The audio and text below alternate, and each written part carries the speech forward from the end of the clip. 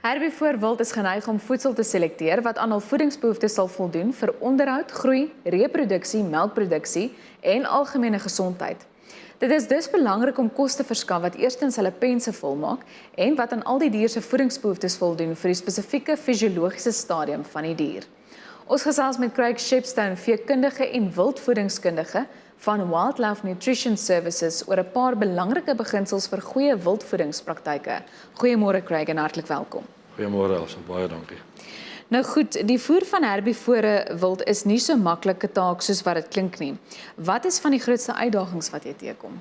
My grootste uitdaging op 'n plaas of om mense of stelsel te help is die stelsel. Party boere boer op oop natuurreservaat tipe plekke. Die volgende ou boer in kampe, die volgende ou het verskillende argumente, het te veel wild of verskillende spesies in die kampe. En om dit vir die boer te verduidelik dat wat sy buurman doen nie noodwendig op sy plaas gaan werk nie. Nou wat behels jou konsep wat bekend staan as die 1, 2, 3 van wildvoeding?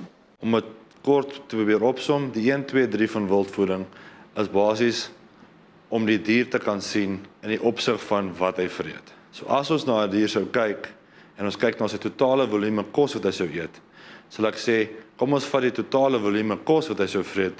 Dis 'n dier wat 450 kg weeg, sal ons omtrent so 9 kg kos eet. En as ek dit in 3 deel, is dit 3 maal 3. So dis 3 plus 3 plus 3. Om dit nou verder te vat, hoe werk dit in die som in? As ek nou voer sou maak en ons wil 'n supplement maak. 'n Supplement is 'n produk wat jy aanvullend wil gee vir die dier wat in sy natuurlike weiding loop, moet daai hoeveelheid kos kleiner of gelyk aan 1 wees. As ons in die situasie is waar die kamp te klein is met te veel wild of ons sit in 'n droogte toestand en die persoon wil graag self meng of hy wil 'n losvoer vir die diere voer wat hoog is in vesel, dan noem ons dit 'n semi-hardloop voer, dan sit 1 plus 2. En as die boere dit volvoer wil maak, is dit 1 plus 2 plus 3. So om dit basies op te som, die gedeelte wat jy gee, as dit 1 is, as 'n supplement, moet die refoer of die natuurlike weiding wat hulle kry, of die blare wat hulle kry, 2 plus 3 wees. As jy wil semi-hardloop voer, moet dit weer 1 plus 2 kom in 'n bak, en 3 kom van die veld af, en dan weer eens die volvoer, kry alles in die bak of in 'n hooirak. Dis hopeloos te veel syfers en maak my kop te mekaar. Dit klink na 'n geweldige wiskundige proses. Maar ter wille van duidelikheid, hoe word daar onsekerheid gemaak of liewer onderskeid getref tussen aanvullings, semi-adlib of volvoere? As ek van vooraf begin, die aanvullings of die supplementêre byvoeding, dis 'n gekonsentreerde produk wat normaalweg in die wildsbedryf in die vorm van 'n pil kom, of 'n pellet, of 'n cube. Party boere koop ook lekker by sekere voermaatskappye.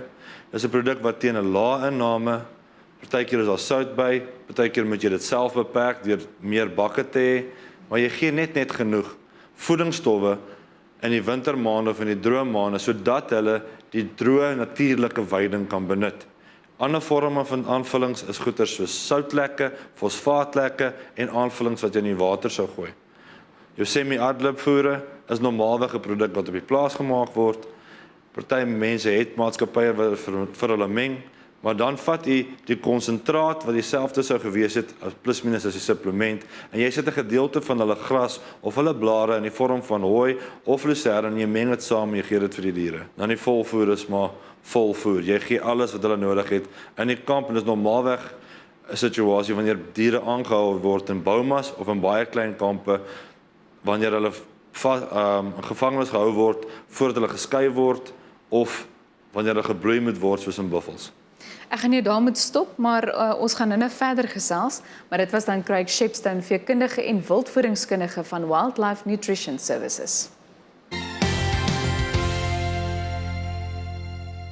Dis tyd vir 'n kykie na die week se wildkalender.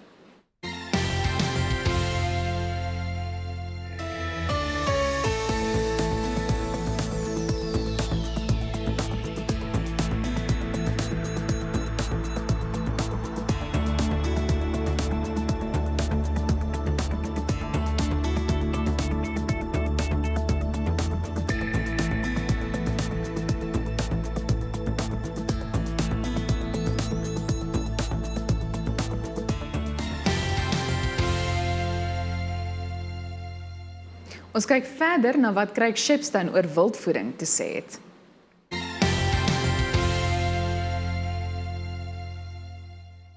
Ons gesels verder met Craig Shepstone, veekundige en wildvoedingskundige van Wildlife Nutrition Services. Craig, watter faktore is belangrik by die verskaffing van 'n volvoer of 'n totaal gemengde rantsoen? Om net vinnig terug te recap vir ons was laas keer, is belangrik om te besef die 1 + 2 + 3 van voeding is om nie net sy pens vol te maak nie, om al die voedingsbehoeftes te gee wat dat dier nodig het in 'n dag. So waar ons vroeër gepraat het van die aanvulling en die semi-ad lib, in die volvoer moet ons die beginsel toepas. Daai dier het alles nodig om ordentlike groei, ordentlike melkproduksie en ordentlike reproduksie te kan bevorder vir daai dier in die toekoms. So in terme van 'n volvoer, dit moet alles gegee word in 'n sekere houer in die bome of in die klein kampie. Op 'n praktiese kant op die spesifieke punt, sukkel ek baie keer as mense totale volvoere wil maak weens arbeid wat nie op naweke opdaag nie. So ek verkies as mense op die volvoer argument sou gaan, om liewer 'n semi-ad lib voer te maak en hooi vir 2 tot 3 dae kan hou in 'n hooierag te kan sit. So as die arbeid per ongeluk die naweek nie kon werk nie, is daar dan iets om die pense vol te maak oor die naweek. Watter rol speel rievoer se vesellengtes by voere wat self gemeng word? Rievoer se vesellengte spesifiek by herkouende wild is krities belangrik. Die herkouer moet herkou.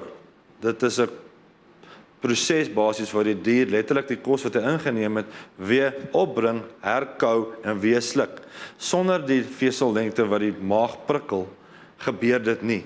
So dit moet 'n minimum van 2,5 cm wees, maar ek verkies dat in 'n mengsel dat die gemiddeld 3 cm kan wees. Dan sit ons met mengsel met stukkies wat tot 5 cm lank is, wat die dier se pens toelaat om ordentlik te werk en om ordentlik die kos te kan verteer.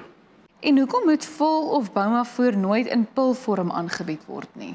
Die grootste rede daarvoor is jou pil word, as 'n pil gemaak word, word al die veselgedeelte van hom gemaal tot omtrent 1,2 tot 2 mm.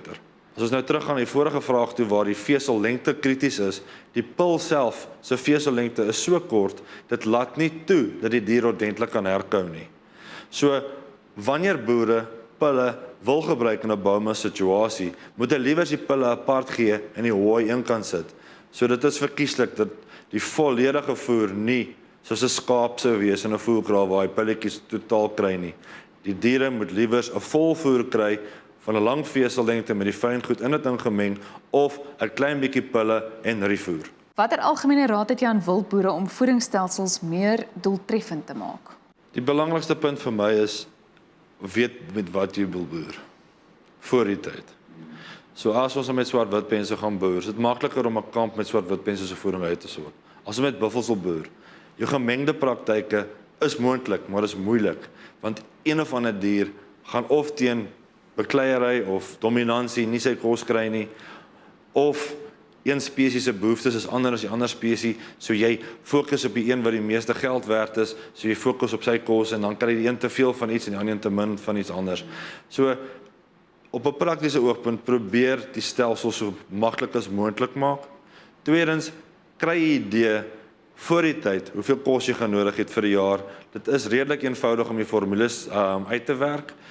Ek doen dit amper elke dag vir boere en kliënte, maar die grootste beginsel is, wees lief vir wat jy doen, en as ons voor die tyd 'n budget kan maak, gaan jy baie maklik, baie suksesvol vir die jaar boer, sonder enige veranderlikes soos 'n baie duur check vir die lucerne wat jy in die laaste tyd van die jaar moet aflewer. Is daar enige iets anders wat jy van jou kant af wil uitsonder? Met betrekking tot voeding, is iets wat nogal baie belangrik is watervoorsiening.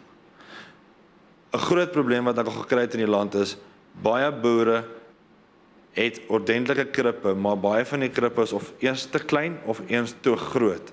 So dit veroorsaak 'n situasie te klein is dat elke dier nie by die bakke kan kom nie. So voeding as in die groot prentjie is 'n kombinasie van die kos wat jy vir diere gee en die water. Tweedens, die water in julle omgewing.